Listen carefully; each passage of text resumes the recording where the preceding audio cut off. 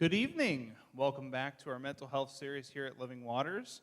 Tonight we have the McHenry County Mental Health Board with us. We have Connee and Greg to tell us about their services, helping with mental health challenges, intellectual and developmental disabilities, and substance abuse disorders. As always, if you do have questions for either Connee or Greg, please message us in the comments or message the page, comment in the comments.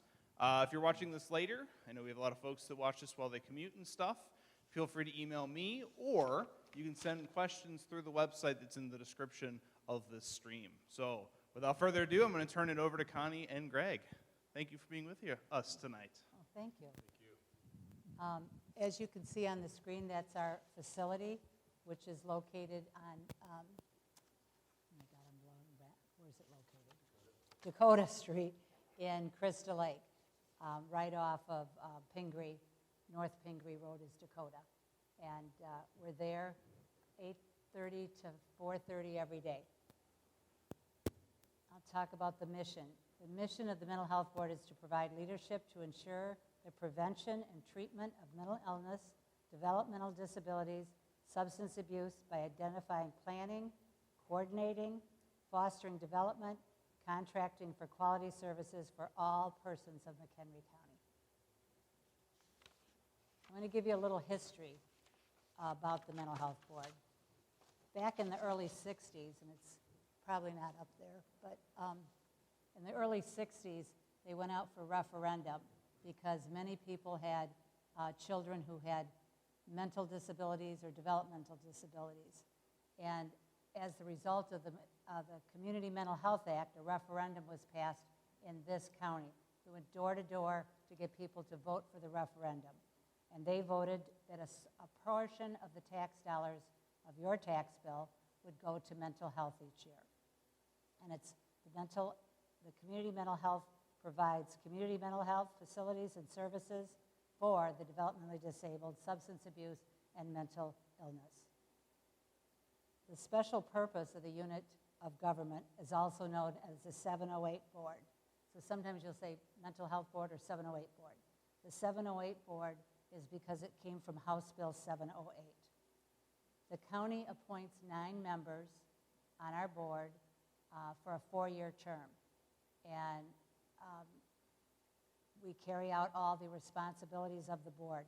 If any of you out there want to be a member of our board, in September, a notice will be coming out on the county, and you can apply to be on the Mental Health Board. You are interviewed, and the committee and the board, the county board, makes that decision. As of 2020, we had a budget of $11 million. Last year, we had a budget of about 10 and a half. We serve 80 programs. We give money to 80 programs in this county, so that if ever you need services and don't have the money, or they work on a sliding scale, nobody is turned away from services. The Community Mental Health Act, the Illinois Community Mental Health Act, mandates that each community mental health board in the state consults with appropriate agencies, submits a written plan, and we do a written plan and an annual report. And we do a 3-year plan. Every 3 years the plan is done. Every year an annual report is done. We execute the programs and maintain services and facilities.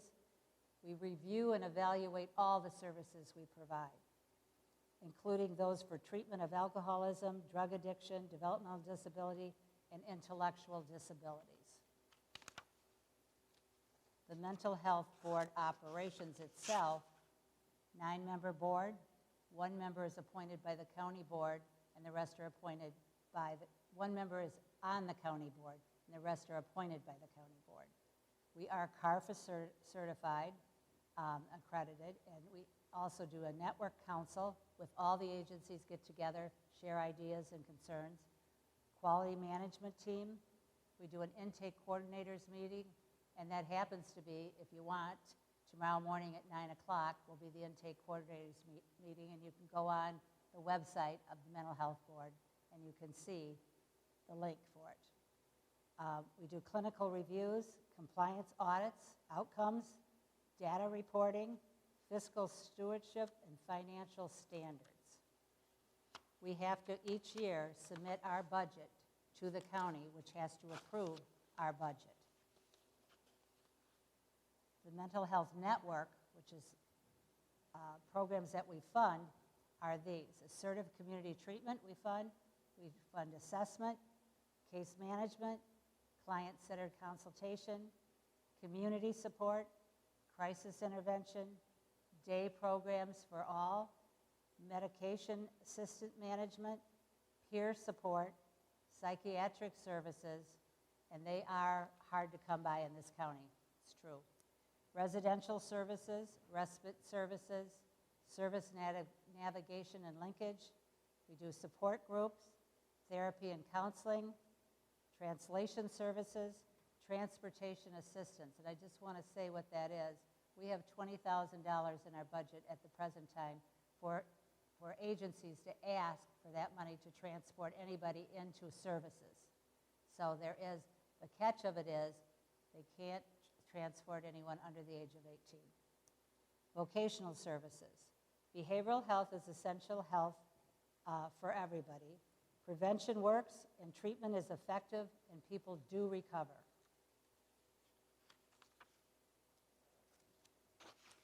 We come out every month with a hot sheet, and if you want to be on the mailing list, just go on the Mental Health Board and put your name and address in it and email, and you will. Oh, every week? I think it comes out every week. Okay, I read it every month, okay. But you already know. I do. They have an annual suicide prevention meeting and mental health wellness and recovery conference, and anybody can come to any of these because you pay your taxpayer dollars to the Mental Health Board, so it is for you and the community. We do annual school and behavioral health resource fair. It's in August, right before school starts. We have everybody that has to do with any schools there, counseling, physicals, anything that's held at the Mental Health Board. The last few years it's been on the computer or online because of the COVID, but this year it will be at the Mental Health Board in August. We do 20 annual clinical training, and in our training we provide CEUs for anyone who attends. We do ongoing community training. The biggest one that we've done recently is QPR, which is Question, Persuade, and Refer. It's a suicide prevention program that we've taught the police, we've taught schools, we've taught agencies, and it's a good program. If any of you want to be trained in it, please contact the Mental Health Board. We'd be more than happy to train you. We do adverse child experience, ACE, because a lot of students, a lot of children, a lot of adults have had trauma in their life, and it's how to deal with that trauma. We do youth mental health first aid. You're right, Greg, I was wrong. Weekly hot sheets. And that's where it lists all the training. We're on Facebook, we have a website, and we do various community presentations like I'm doing right now. Oh, we have the McHelp app, McHelp, M-C-H-E-L-P app that you can download on your phone or computer. And that is an app that you can text if you're upset, you want to talk to somebody, you can text, I need help, I want to talk, and it's a 24-hour hotline, basically. Along with, we have the crisis line, which is 1-800-892-8900, is a crisis line run by 24 hours a day, 7 days a week. So that you can all get that. And I will say this, the state is going, or the United States is going to a central number as of July 16th. It is 988 will be a central number. It's not on the screen. I'm just telling you, it's 988. Pardon me? You skipped this one? Okay. Okay. All right. We know that 211 is a referral and information line. A lot of people don't know about 211, but if you need any kind of information, where do I go for a food pantry, where's housing, you can call that. We have Youth and Family Center bilingual services, and we have a lot of bilingual case managers or counselors in the community that the Mental Health Board pays for. We put the People in Need form on and the manual. This is a People in Need form manual. And you can get it, it's free. It has every service that is provided in this county, a number, an address. All you have to do is come to the Mental Health Board or call, and we can ship it out to you. But this is a really good resource. It's Spanish and, thank you, Greg. It is Spanish, done in Spanish and in English. So please, we have stacks of these if you want them, but I get them every year because things change.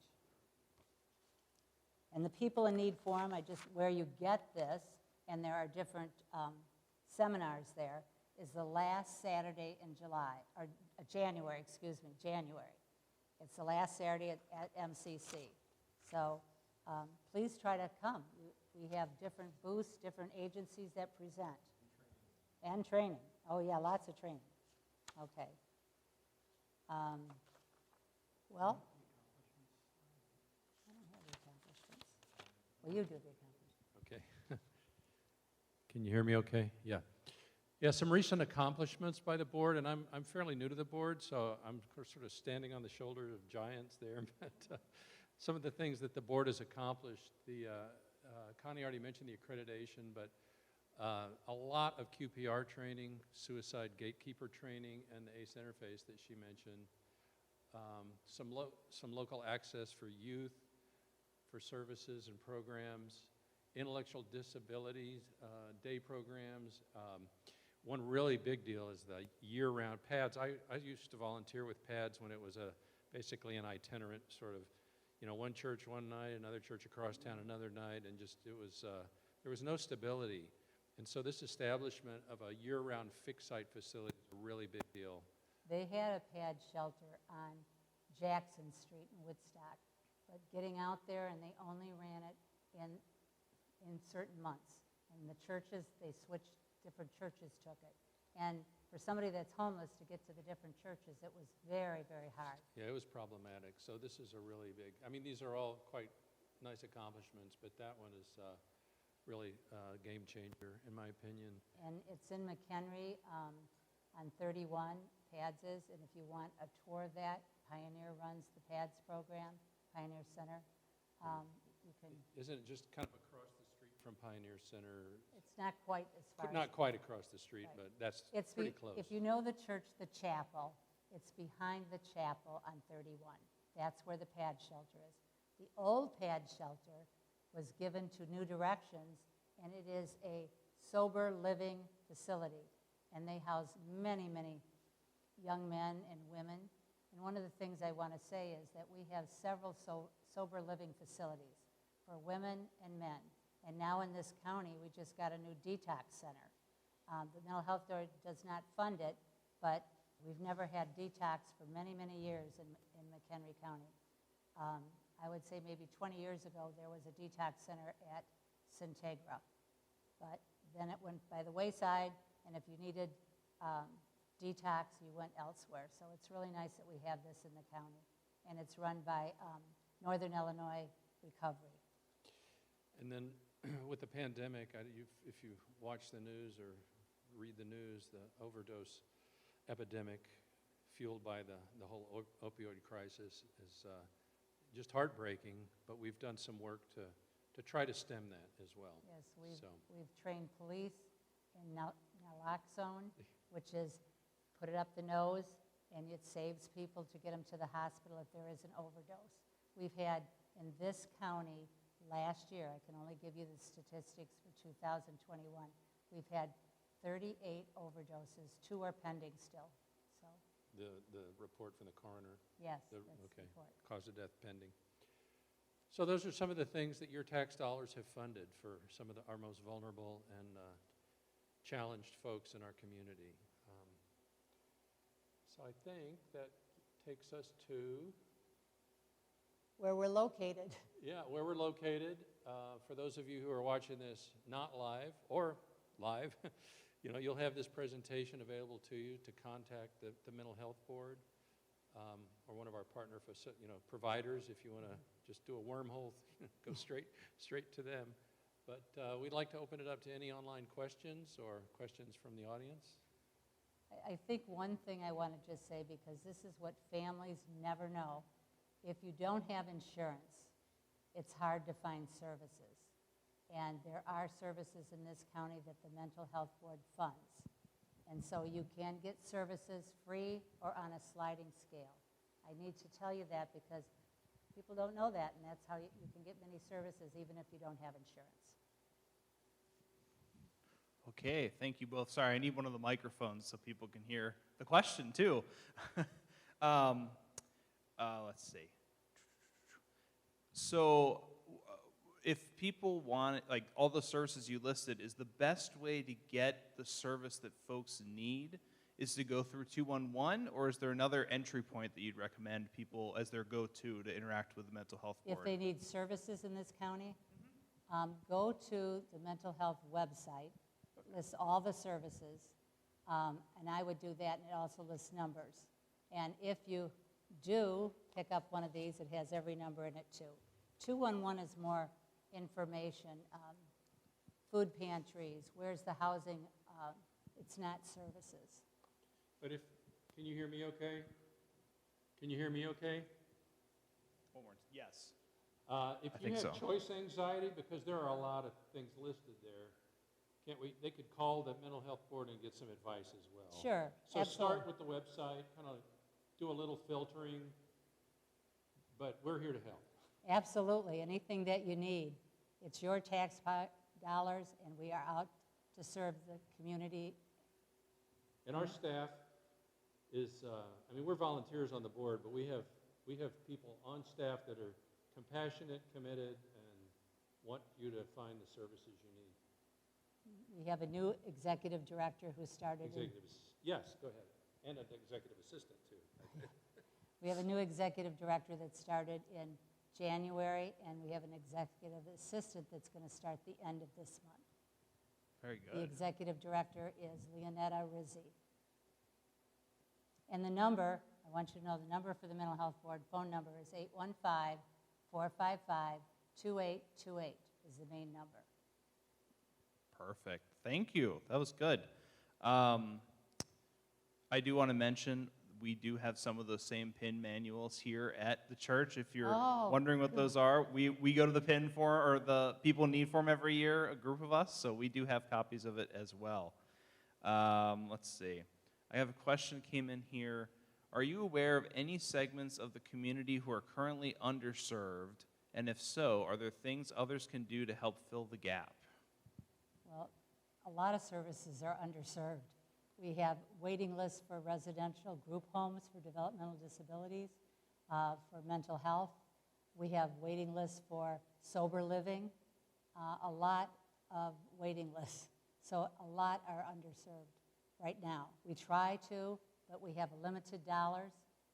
We look at their application on a yearly basis, meaning an agency that's we fund. We look for it on a yearly basis and try to fund as many as we can. But there are gaps and there are waiting lists, especially, I will tell you, especially in residential. And the second part of the question was, is there anything folks can do, ordinary citizens, folks, do to help with the gaps? Well, you can talk to the county board. You can come in and let us know what the gap is that you're seeing, because we do take down that information, that if everybody's telling us there aren't enough group homes for the mentally challenged, then we will look at Clearbrook, Pioneer, agencies that can do a group home. So let us know what, and be our advocates out there. We have, as part of our monthly board meeting, at the beginning and at the end, dedicated time for public comment. We're limited to 3 minutes per person, but you can say a lot in 3 minutes if you're focused. But we welcome public comments at our board meetings. That's a standard part of the agenda. All of our meetings, it's basically statutorily dictated, but we have open meetings. There's something called the Open Meetings Act, and so we have all of our meetings. The agenda is published in advance, and you can call in if you can't physically get there because the county's spread out. Know that the Mental Health Board meetings are the fourth Tuesday of every month at 6 o'clock at the Mental Health Board, which we gave the address, 620 Dakota Street. And please come, speak. We want to hear what you think we need. And you can have your comments over the phone if you can't be there physically. Public comments. Just let the executive assistant know that you are calling in, so we know who's calling in. It's an impression. I don't have data to support it, but one of the things we've talked about is, in terms of underserved, is bilingual, and particularly in the further reaches of the county. Some of us that live in Crystal Lake think McHenry County is sort of Crystal Lake. Crystal Lake, McHenry. And if we're really progressive, it includes maybe Lake in the Hills and McHenry. But yeah, there's Harvard and Marengo and some of the where there's a heavy Spanish-speaking population. Mm-hmm. We've spent a lot of effort to try to fortify the services that are offered in terms of our funding. But I would say probably still underserved. Yeah, it's underserved. Compared to the need. I mean, there are gaps in services because we only have a limited dollar amount. So I need to tell you that there are, but we want to hear from everybody.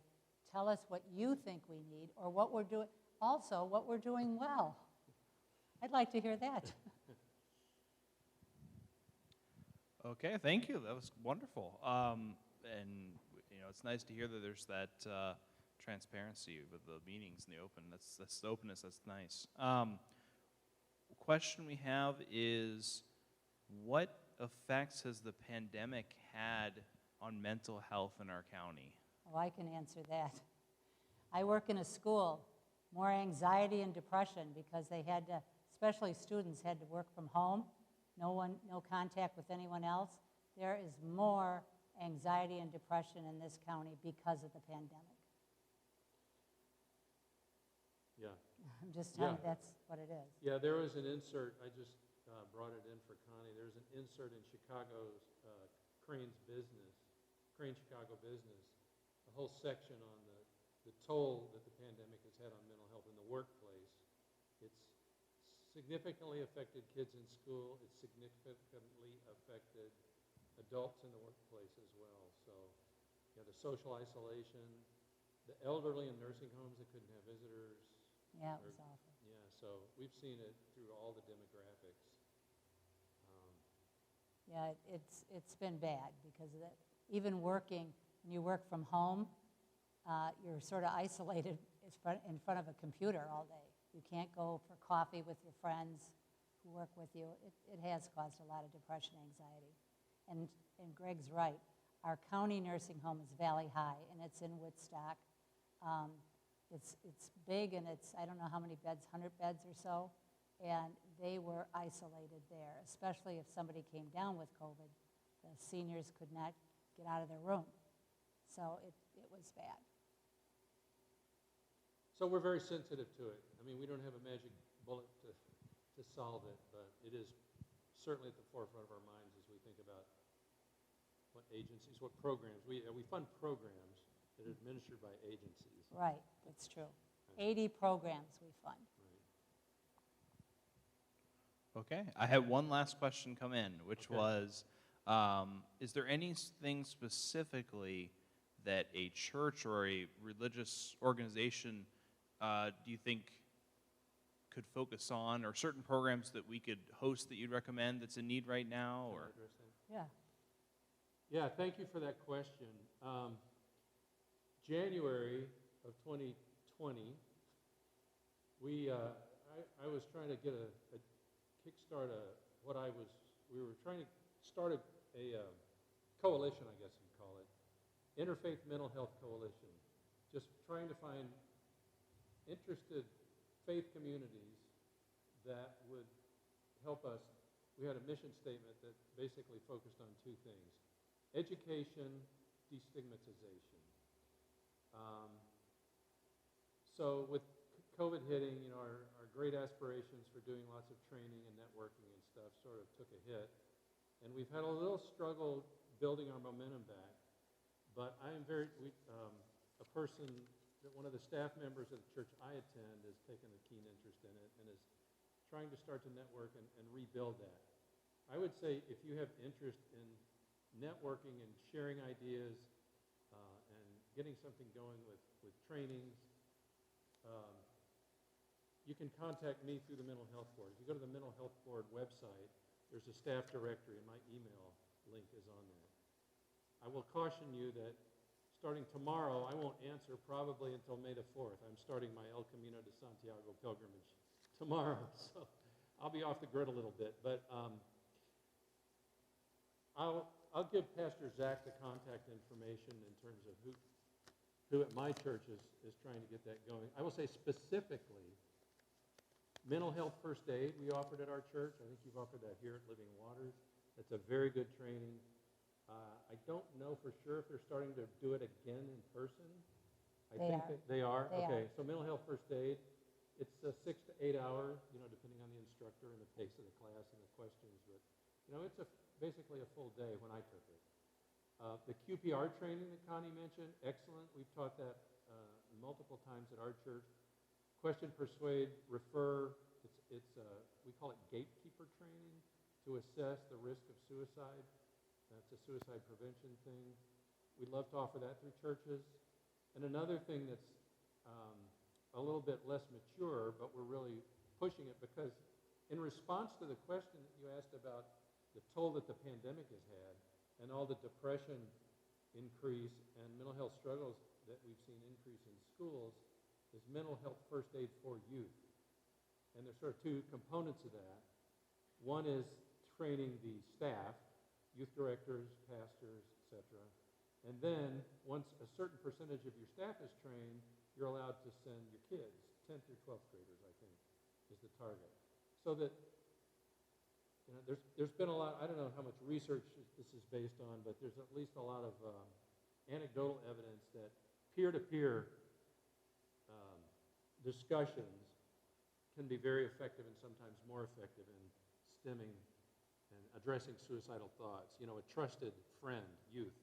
And so getting youth to be comfortable talking about that is really important. So mental health first aid for youth. If you're interested in either of those, you can contact the Mental Health Board or the local National Alliance for Mental Illness, which is housed right next door to us, NAMI. Alex Campbell is very passionate about getting that mental health first aid for youth going. So if you're, and there's a minimum, there's a quorum required before they can offer the training. You have to have a certain minimum number. So the more we can get interested in that, the more likely it is we can really sustain that and push it. So. Also, I'd like to just push one thing. You said what you can do as a church. We have many needy families, and when holidays come, it's nice to remember them with something. We don't have a lot of money. I can tell you that on Saturday night, I had an ex-student who was having a mental health issue and ended up at the hospital. She has a 3-year-old son, and I asked her, Melanie, what do you need? She goes, I don't have any clothes for my son. She's living on welfare, paycheck to paycheck. She's looking for a job, but she doesn't have transportation. It's a sad situation. So I'll put out a plea. If you have any 3Ts or 4Ts, bring them and I'll pick them up for her. Pastor Zach, I'd like to loop back to one more thing about the mental health first aid for youth. It's particularly of interest to NAMI to work with churches for this reason. In order to, when they try to go to the schools, we were told, if you train any of them, you have to train all of them, meaning the youth. And because of we didn't have the bandwidth to train an entire high school, let alone all the high schools in McHenry County. But if we can get youth groups through the churches, through other venues, but churches are a very, I think, fertile ground for this mental health first aid for youth training. So And definitely call NAMI, call the Mental Health Board, and find out more. There's one coming up, I think, in May. And also know that schools have what they call kindness closets. So if you have anything that you wanted to donate that's in good shape, you can donate to any school because there are students that come in with not too much of anything. So just throwing that out there. One more thing, it's not directly mental health, but everything's connected, really. You know, food insecurity is huge, and the pandemic has made that worse. And every Friday at the chapel, at the PADS location, there's a food giveaway, and there's no questions asked. The cars line up. My wife volunteers for that almost every week. So you might want to look into it. I think it starts at 1:30 p.m. So And the Rotary is doing a food yeah, thing. we're part of the same Rotary Club, and we're doing a food truck at Main Beach parking lot in May. For anybody that needs food will come there with no questions No asked. questions asked. So yeah, churches, volunteering at your local food pantry, those sorts of things is, I think, are indirectly helping people address people's mental health. Yeah. Thank you. Is there a newsletter or resource that kind of advertises all of these? Because I know right now these are all in different places, in different organizations. Is there anyone who is compiling it together? Well, the book has a lot of it in here. Yeah, the hot sheet that Connie mentioned, it's an email that comes out every week, and it does have all the trainings. I don't know that so it would have the mental health first aid for youth, I would. Yeah, and Expect. these trainings are free. Yeah. I need to say How do you get on this again? there's no cost for any of these trainings, and anybody can sign up. Yeah, call the mental health board or send an email to who? Well, you can send an email just regular to the mental health board. Go on the website. Info or whatever it is. Yeah, and do whatever you want. Or you can call me, ask for Connee Meschini, call the mental health board, and they will direct the call to me. I do have a paying job. Mental health board is, like Greg said, we're volunteers. And I'm really dedicated to the mental health of this county. I have been appointed several times to the mental health board because I believe we need to serve every one of you out there the best way we can with your dollars. Pastor Zach, I will forward my most recent copy of the hot sheet to you, and then maybe you can disseminate as part of this, as a post on this Facebook forum, a link to that. How does that sound? Perfect. I have two actions. I've already forgotten the first one. Well, yeah, I want to get on that email list. So Yeah, the hot sheet. yeah, the hot Hot sheet. sheet. Yeah. All right. Well, that was our last question. Yeah, So thank you. thank you everyone for watching with us tonight or whenever that you were watching. We're very thankful for Connie and Greg giving of their time to answer questions and tell us about all the resources that are available in our county. And again, as always, if you do need help, please, please, please reach out. We can put you in contact with people who have the resources who can help you. So God bless you and have a good night. The May 9th, which is our next episode of the series, we don't have the exact presenter nailed down yet, but we will announce that when we do. We do have June and July lined up, though, so get ready. Including NAMI's going to be coming up, I think, in the fall. So they're talking about NAMI a lot. We're going to hear from them, too. So, yeah, looking forward to that one a lot. So thank you, and have a wonderful rest of your night or day.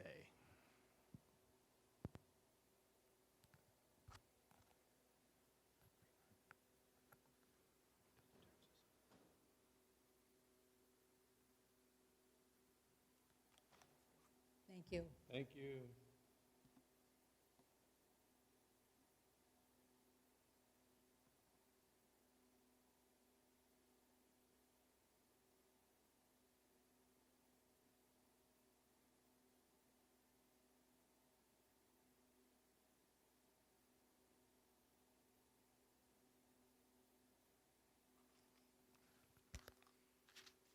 All right, well, thank you for doing this.